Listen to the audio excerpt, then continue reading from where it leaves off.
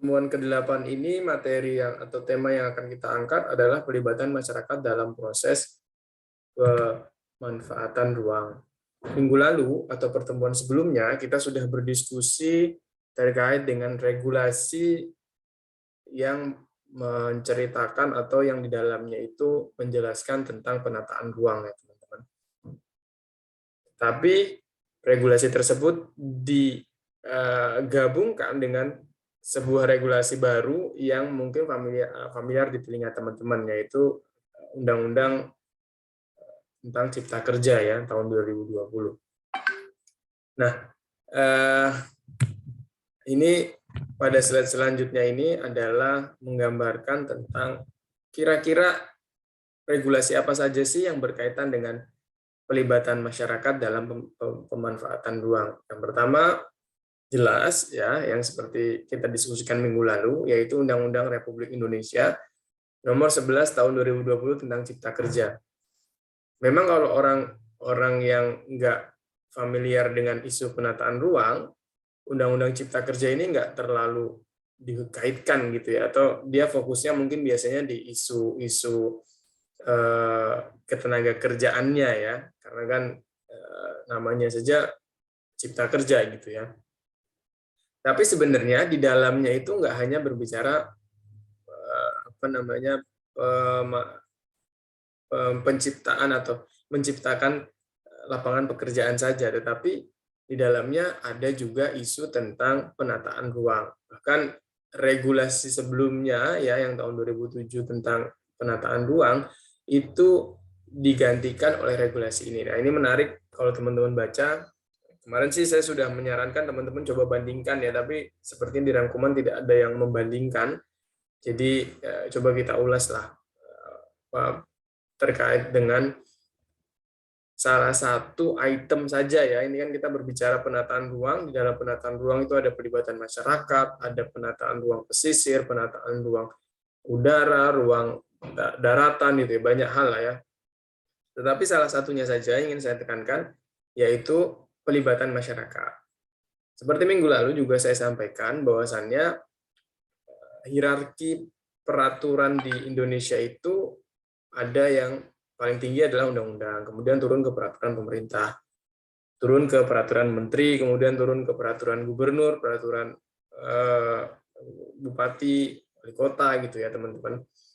Sebenarnya itu ingin menjelaskan saja atau ingin mendeskripsikan terkait dengan perundang-undangan yang ada atau regulasi yang ada di atasnya gitu. Seperti ini ya contohnya.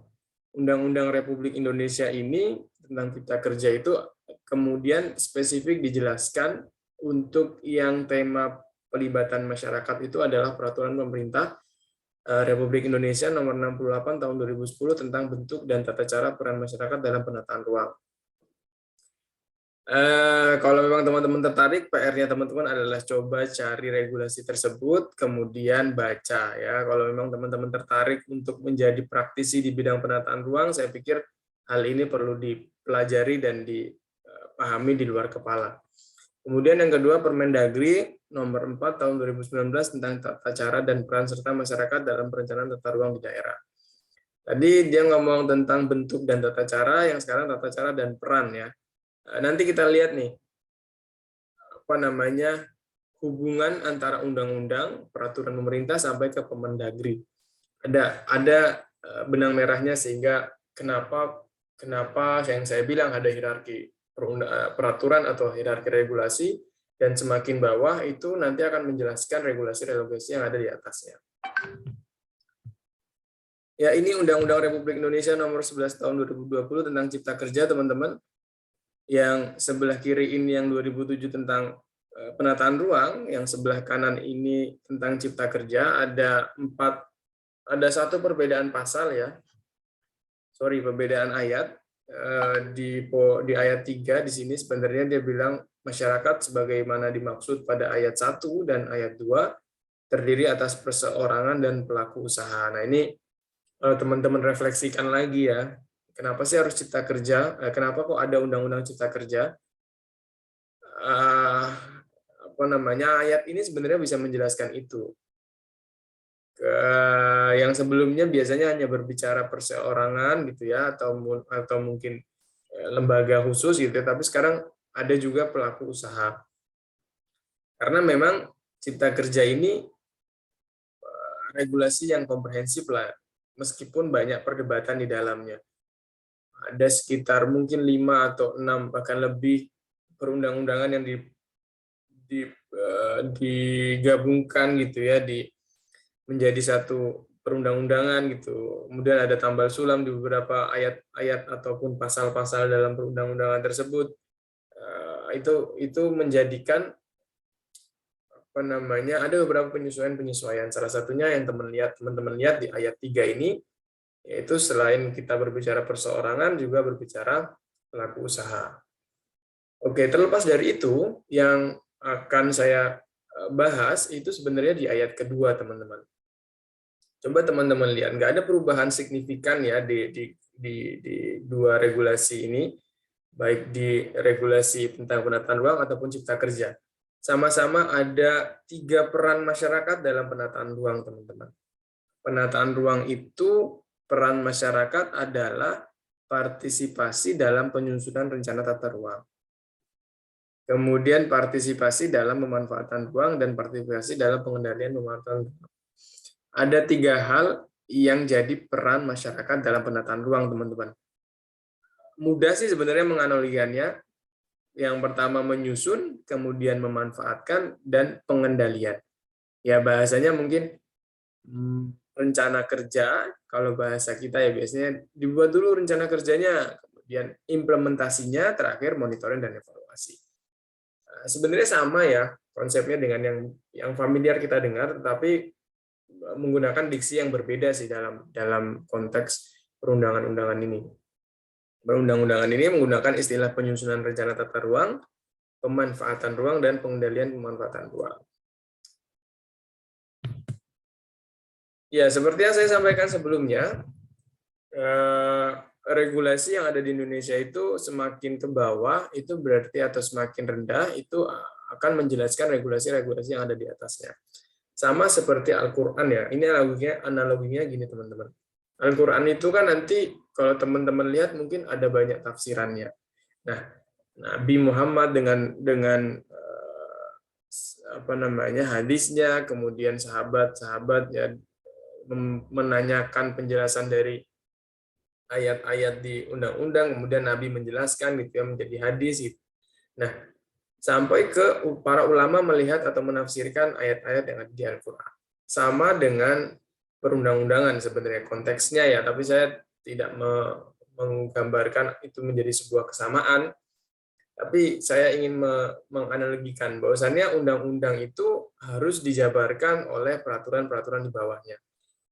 Pada slide awal tadi teman-teman lihat ada peraturan pemerintah dan peraturan Menteri Dalam Negeri. Nah, itu yang saya analogikan itu mungkin sebagai hadis dan sebagai penjelasan ulama ya kalau dalam ilmu agama. Tetapi dalam ilmu hukum positif, perundang-undangan itu dijelaskan oleh regulasi-regulasi yang ada di bawahnya. Undang-undang dijelaskan oleh peraturan pemerintah, mungkin juga dijelaskan oleh peraturan menteri. Nah, hal itu tertuang pada pasal 65 ayat 4, teman-teman. Coba lihat teman-teman di ayat 4 bahwasannya ketentuan lebih lanjut mengenai tata cara dan bentuk peran masyarakat dalam penataan ruang sebagaimana dimaksud pada ayat 1 diatur dalam peraturan pemerintah. Ini kan teman-teman lihat nih secara spesifik dia ngomong atau undang-undang ini ngomong peraturan pemerintah akan menjelaskan ayat 1 ya. Ayat 1 di sini kita lihat lagi atasnya, penyelenggaraan penataan ruang dilakukan oleh pemerintah pusat dan pemerintah daerah dengan melibatkan peran masyarakat. Kemudian peran kita atau tugas kita ya kalau teman-teman konsen di bidang isu-isu penataan ruang, maka ya cari peraturan pemerintah apa nih yang ngomongin tentang peran masyarakat. Nah, pada slide selanjutnya saya ngomong peraturan pemerintah nomor 68 tahun 2010 tentang bentuk dan tata cara peran masyarakat dalam penataan ruang. Nah, ini mulai nih. Tadi undang-undang, sekarang ke penataan ruang atau peraturan pemerintah yang menjelaskan tentang peran masyarakat. Masih sama, ada 3 hal pengendalian, penyusunan, pemanfaatan, dan pengendalian.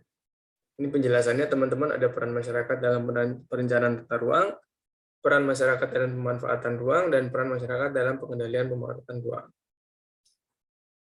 Pada perencanaan itu ada 5 hal, dalam pemanfaatan ruang ada 6 hal, untuk pengendalian ada 4 hal. Jadi analoginya saya bilang penyusunan itu seperti membuat renja, membuat rencana kerja teman-teman. Pemanfaatan ruang itu implementasinya yang sudah dilakukan atau yang sudah direncanakan, pelaksanaannya seperti apa, pengendalian pemanfaatan ruang itu seperti MONEF ya teman-teman. Seperti pada umumnya, perencanaan itu ada persiapan, penentuan arah, identifikasi, perumusan konsep, kerjasama, itu wajar di perencanaan tata ruang. Nah ini ketika perencanaan ini sebenarnya peran dari masyarakat itu juga ada. Baik dari persiapan, penentuan, pengidentifikasian, perumusan, sampai ke kerjasama itu harusnya ada peran dari masyarakat. Kembali lagi ya, ini idealnya teman-teman di atas perundang-undangan. Kita bisa mungkin akan sedikit menjadi perdebatan jika kita compare atau kita bandingkan dengan kondisi yang ada di lapangan. Kemudian bergeser ke peran masyarakat dalam pemanfaatan ruang. Ada 6 hal di sini. Pemanfaatan ruang ini implementasi ya teman-teman. Kalau teman-teman lihat itu kayak pelaksanaannya saja ya. Dan 6 hal di sini memberikan masukan, kerjasama, kegiatan pemanfaatan ruang sesuai dengan kearifan lokal, peningkatan efisiensi dan efektivitas, kegiatan menjaga kepentingan pertahanan, dan kegiatan investasi. Poin pentingnya saya pikir di sini adalah poin 3, yaitu memanfaatkan ruang sesuai dengan kearifan lokal. Ketika teman-teman melihat sebuah pemanfaatan ruang tidak sesuai dengan kearifan lokal, maka tantangannya adalah, atau hal yang harus dilakukan oleh masyarakat adalah memberikan masukan mengenai kebijakan pemanfaatan ruang. Nah ini yang sangat jarang ya, mungkin karena memang kita nggak terlalu paham regulasi, sehingga ketika ada masalah tentang pemanfaatan ruang, kita nggak bisa memiliki power untuk menjelaskan itu. Nah, teman-teman yang berminat untuk berkecimpung di bidang penataan ruang, mungkin ini adalah salah satu hal yang perlu teman-teman kuasai dalam kegiatan besok, mungkin bisa bermanfaat bagi teman-teman. Kemudian yang terakhir, peran masyarakat dalam pengendalian pemanfaatan ruang. Nah ini monitoring dan evaluasi lah ya bahasanya. Ada 4 hal di sini masukan terkait arahan peraturan zonasi, perizinan, pemberian insentif, dan diinsentif serta pengenaan sanksi. Ini lebih ke ketika pelaksanaan atau ketika pemanfaatan ada nggak yang nggak sesuai dengan peraturan, maka perlu adanya tindakan gitu ya. Dan masyarakat berhak untuk memberikan masukan kepada pemangku kepentingan. Kemudian pelaporan kepada instansi dan atau pejabat berwenang, masyarakat berhak berlapor. Kemudian pengajuan keberatan terhadap putusan pejabat yang berwenang. Nah, memang di atas kertas idealnya seperti ini, tapi ketika di lapangan mungkin ya teman-teman akan menemukan beberapa keunikan ya, sehingga sedikit berbeda dari regulasi yang ada. Tapi minimal teman-teman perlu tahu regulasi ini telah mengatur berbagai macam pendekatan yang dibutuhkan oleh masyarakat ketika ingin berpartisipasi dalam penataan ruang. Itu tentang salah satu saja ya teman-teman. Kalau teman-teman buka mungkin ada sekitar 30 halaman di peraturan pemerintah ini. Di dalamnya menjelaskan beberapa hal. Teman-teman bisa mengeksplor lebih dalam dengan belajar secara mandiri. Tapi pada momen ini saya ingin menyampaikan spesifik berbicara tentang 3 peran tadi ya, di perencanaan, pemanfaatan, dan pengendalian. Kemudian bergeser teman-teman, tadi udah peraturan pemerintah, kita bergeser ke Permendagri ya. Ini peraturan Menteri Dalam Negeri nomor 4 tahun 2019 pasal 5 menyampaikan masukan tadi kan kalau memang ada masukan ya harus dilakukan dengan seperti apa gitu ya. Nah, Permendagri ini menjelaskan itu. Ada 6 hal, yaitu konsultasi publik, penyampaian aspirasi, rapat dengan pendapat, kunjungan kerja, sosialisasi, dan seminar lokakarya. Ini adalah cara-cara yang mungkin dilakukan oleh masyarakat dalam memberikan atau menyampaikan masukan ya. Kemudian yang menarik nih di pasal 9, teman-teman. Masyarakat memberikan masukan terhadap hasil pelaksanaan persiapan penyusunan rencana tata ruang daerah yang telah dipublikasi. Kemudian yang kedua, masukan disampaikan kepada perangkat daerah paling lambat 14 hari kerja setelah tanggal dipublikasi. Ini yang kenapa saya tampilkan ya. Unik ya peraturan pasal ini sebenarnya. Jadi ada pertanyaan turunan nih dari pasal ini. Ketika dia bilang masyarakat memberikan masukan kepada rencana yang telah dipublikasi. Pertanyaannya, publikasinya itu kemana atau di mana ya masyarakat bisa tahu? Saya mungkin bisa memastikan nih, teman-teman yang ada di Zoom ini mungkin belum ada yang pernah melihat persiapan penyusunan rencana tata ruang daerahnya masing-masing. Karena memang nggak tahu ya teman-teman, nggak familiar dengan ini, tapi mungkin pemerintah dalam hal ini sudah melakukan publikasi ya dengan di website gitu ya, meskipun tidak dilakukan woro-woro di sana ataupun tidak melakukan kegiatan khusus, tapi setidaknya kalau dia sudah mempublikasikan ke websitenya itu sudah gugur pasal 9 dari peraturan Menteri Dalam Negeri ini. Nah, yang uniknya lagi nomor 2, masukan disampaikan kepada perangkat daerah paling lambat 14 hari kerja sejak tanggal dipublikasikan. Wong kita aja nggak tahu dipublish di mana gitu kan, kemudian ada batasannya. Kalau udah 14 hari kerja ya batas waktu untuk menyampaikan masukannya itu sebatas 14 hari kerja. Saya sih nggak menjadi sosok yang mengkritik atau memberikan atau menyalahi pasal ini, tetapi kita sebagai akademisi, sebagai bagian dari warga negara yang baik ya bisa melihat, menganalisis ya pasal demi pasal, apalagi kalau memang isu tersebut adalah isu atau hal-hal yang menarik menurut kita.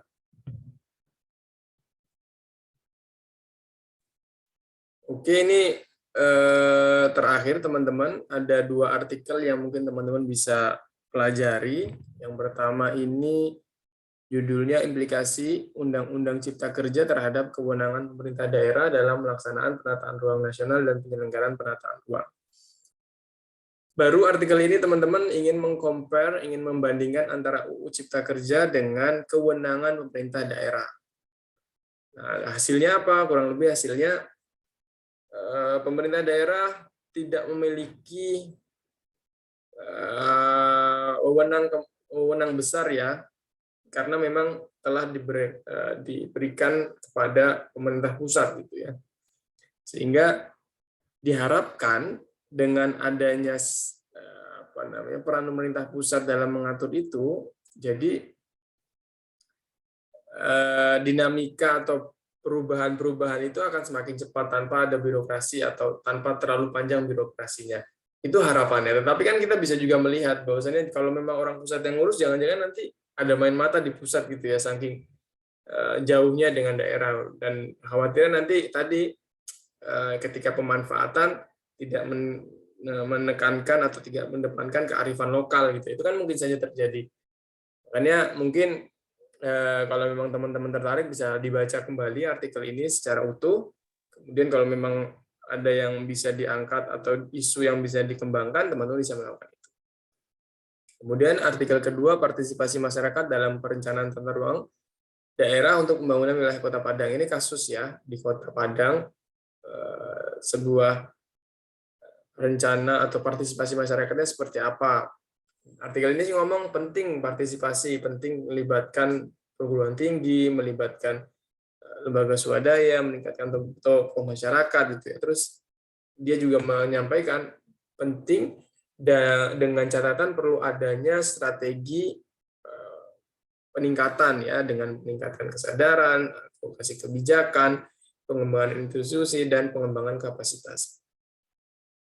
Dua artikel ini bisa teman-teman akses ya. Saya juga sudah men-share, nanti saya akan share referensinya di belakang. Kalau memang teman-teman tertarik gitu ya, atau mungkin ada gap yang bisa teman-teman tuliskan, itu menjadi menarik gitu ya. Kalau dari 2 artikel ini bisa teman-teman counter artikelnya, atau bisa teman-teman dukung dengan perspektif lain gitu ya. Jadi ini adalah membaca artikel, kemudian menganalisis, dan kemudian menunjukkan posisi kita ya, setuju dengan artikel ini atau tidak, menolak artikel ini atau tidak, kemudian apa alasannya menolak, sudut pandang apa yang teman-teman tawarkan. Nah, itu yang saya dorong kenapa di akhir ini ada 2 artikel ini, teman-teman. Begitu sampai sini, ada yang ingin bertanya, teman-teman? Ini referensinya.